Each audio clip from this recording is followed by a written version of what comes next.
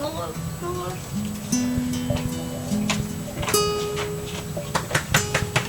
Kemunculan dari dalam lubang.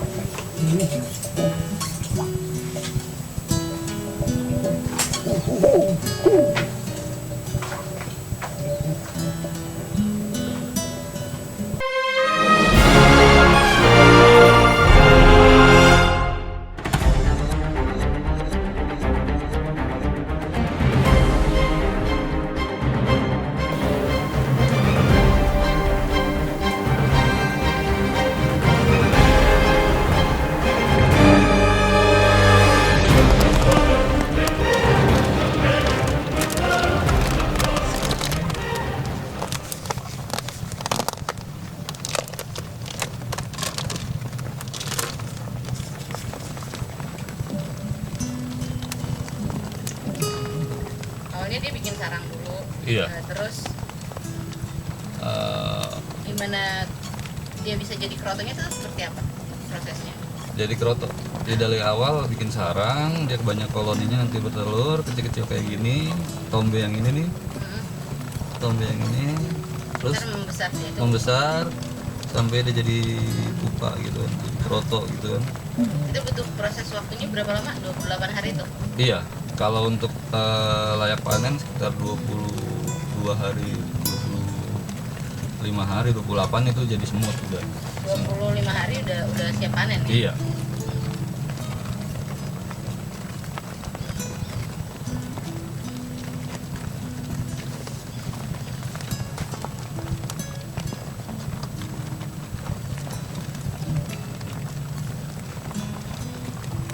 Kenapa harus dikasih makan itu? Ulat hongkong. Karena dia yang paling simpel dia. Kalau kita pakai jangkrik kan ada kakinya. Otomatis kita buangin dulu kakinya. Kalau misalkan pakai yang lain juga gitu kan. Kayak misalkan ikan gitu kan. Takutnya ada kucing masuk gitu kan. Ada tikus. Nah, sebenarnya pakannya nggak harus ulat hongkong, Enggak. banyak yang lain. Banyak alternatif kalau pakan ikan dia bisa. Cuman yang paling Bisa. mudah didapat dan paling simpel penghargaan ini. Iya, paling simpel itu ulat hongkong. Kalau jangkrik juga banyak kasus teman-teman kita bilang gitu kan, jangkrik itu banyak mengandung air gitu. Jadi dia Mempengaruhi Iya. produksi kerotonya sendiri. banyak kejadian juga akhirnya ada berjamur di sarang-sarangnya, itu nggak bagus juga. 50 juta, 60 juta.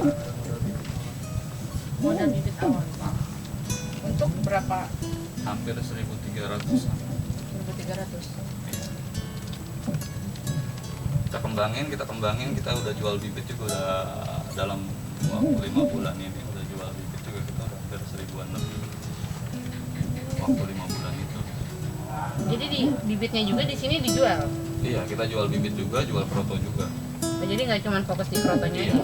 Makanya kita ada pelatihan, ada ini, kita jual bibit juga, jual proto juga. Pelatihannya sendiri gratis di sini. Pelatihan gratis. Pelatihan sebenarnya simpel sih. Kita sharing-sharing aja pengetahuan tentang ngerang-ngerang. Terus kalau misalnya dia mau praktek, gitu, kita kasih tahu. Ah, Kita kasih tahu prakteknya gitu kan. Cara panen, cara pengembangan gitu. Ada. kalau ini buat raknya sendiri itu emang ada ukuran khususnya atau Kalau untuk rak, kalau misalkan tangan ini ke sini 60 cm, udah ideal, kita bisa ngambil yang ujung. Gitu. Jarak ini juga dari sini ke sini 40 cm itu udah jarak ideal. Jarak ideal dalam artian baju kita ini nggak ke bawah. Kalau ke bawah kan semutnya masuk gitu. Jadi ya ini ke belakang 60 cm, ini 40 cm jarak antara ini. Kalau untuk tinggi tergantung yang mau piara gitu kan. Kalau tinggi ya kurang dari semeter kan lebih pendek. Nah, gitu. Kalau masalah-masalah juga kayak semutnya kabur, paling di sini ada yang menempel gitu, dia bisa kabur karena pada nalurinya binatang pasti kan nggak betah kalau di karantina. Hamanya sendiri ada nggak sih, hama pengganggu? Hama pengganggu nggak ada deh, kayak pun cicak gitu ya. Kalau udah koloni banyak kayak gini nggak berani, tikus pun paling makan ulat Hongkong, tapi sekali gitu dia makan dia gak bakalan kapok gitu. Karena udah terlalu banyak koloninya. Kendalanya Dia udah paling takut situ. sendiri. Iya udah takut. Kalau yang begini panen berapa lama nih? Panennya ini biasanya kalau kayak gini umuran 20 harian ini masih sebentar lagi dia iya sebentar lagi dia jadi pupa gitu kan, yang masih telur belum ada, masih bulat-bulat. Biasanya kalau pupa kan udah kebentuk kayak patung gitu.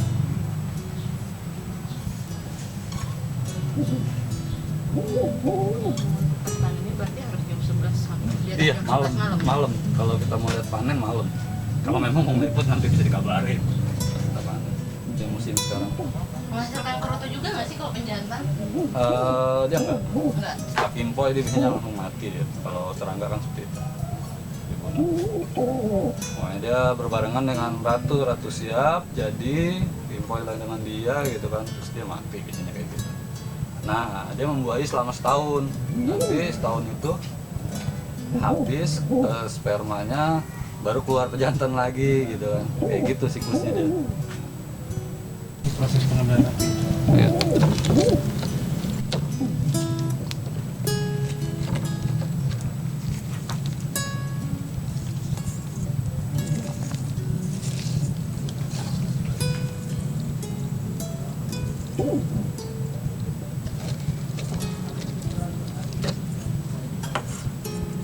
Oh, tuh kan udah selimutnya.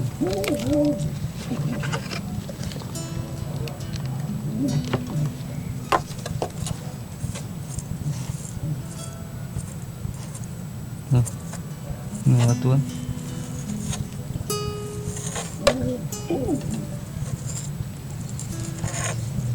Dia pasti dilindungin ya sama prajuritnya.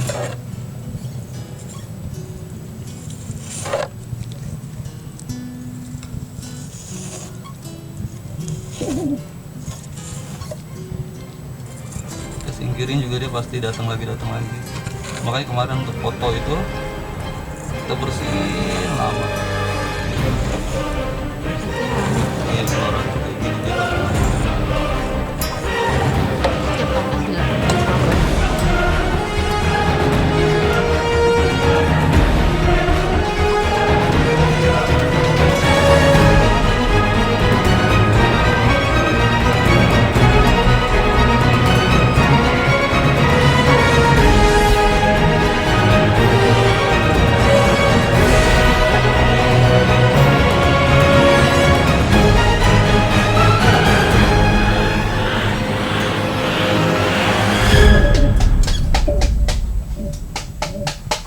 Oh, sebenarnya dikeluarin dulu ke dalam baskom.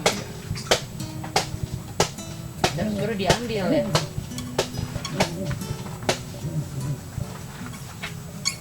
Itu dikasih sagu dulu. Iya.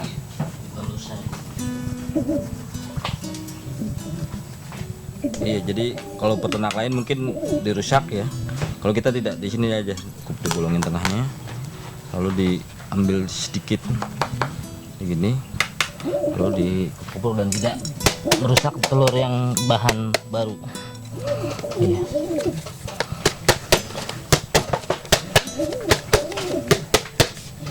Jadi telur-telur yang kecil-kecil itu tidak rusak, tidak mati ya. Dan sarang tetap utuh. Kebanyakan peternak lain itu dirusak sarang semua. Mungkin dari pelatihannya kali. Iya. Tarik gini, tempel-tempel sedikit ya. Asal dia nempel aja ya. Mm. Ini nggak perlu pakai sarung tangan. Kalau saya udah biasa. Nah itu tuh yang keren. Jadi pertanyaan juga. Ini kan yang lain pada Yang lain udah kuat. begitu diangkat dia nempel semua. Iya.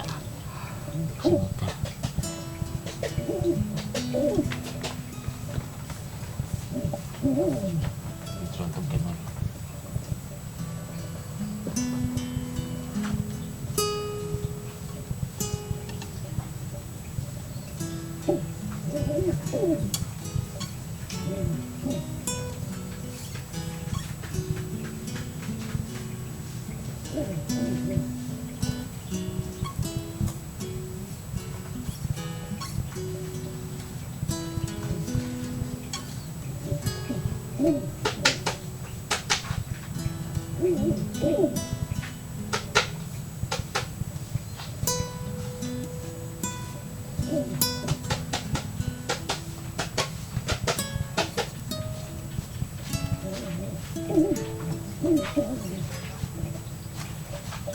Keuntungan di bawah ikan ini apa nih?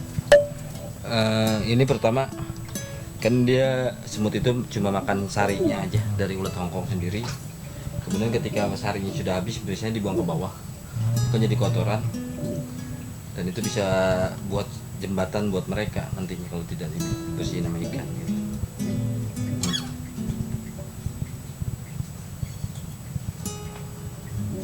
Bisa jadi pakan ikannya juga ya. Iya, sebagai pakan ikan juga, dan sebagai kolam ini sebagai supaya semut itu tidak keluar dari rak-raknya. Penangkarannya. Iya.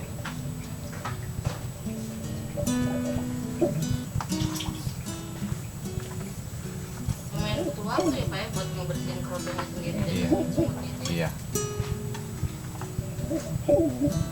Karena harus dipisahin satu-satu ya. Ini sekali panen bisa dapat berapa banyak Pak?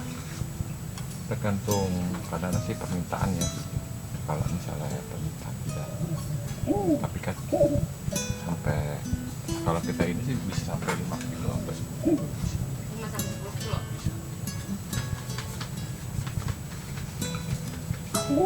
Dua kandang ini aja. Ya. Berapa jumlah toplesnya Pak ini yang dua kandang ini? Bisa 1.500-an. Kalau semuanya hampir 2.000 ya. Iya. Cuman yang layak panen 1.500. Yang layak panen itu kurang lebih ya kurang lebih 1.000-an lah yang layak panen ya. Cuman kan kemampuan kita untuk panen itu kan satu hari itu nggak sampai 1.000 gitu. Cuman kalau yang udah layak panen